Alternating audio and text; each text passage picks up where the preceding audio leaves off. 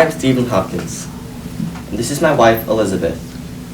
We were not with the Pilgrims while they were in Holland. We joined them when they left Holland and returned to England to prepare for the journey to America.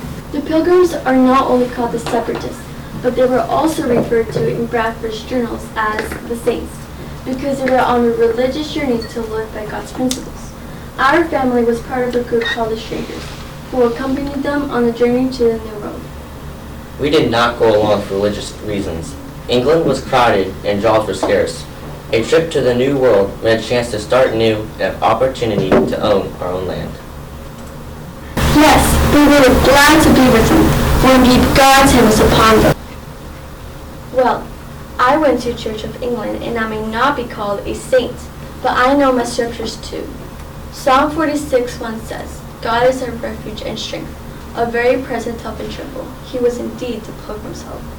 Yes, indeed. While on the voyage, the Pilgrims were harassed and mocked by one of the sailors who called them psalm-singing puke stockings. With the late start, cold weather, rough seas, and little food, the voyage was already hard enough. Now they were being harassed and mocked with words. But the Pilgrims did not strike back. They kept their kind and peaceful ways. Then God had his vengeance.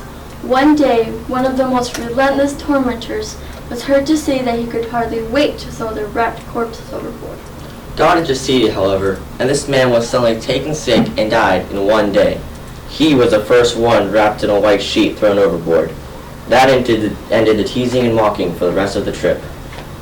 As our voyage over the Atlantic continued, the winter storms lashed us continuously.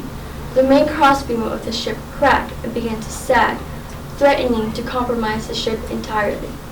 Master Jones was very concerned. There seemed to be no hope of any way of saving the ship. The faithful Pilgrims began to pray, when William Brewster remembered the screw he had brought for his printing press.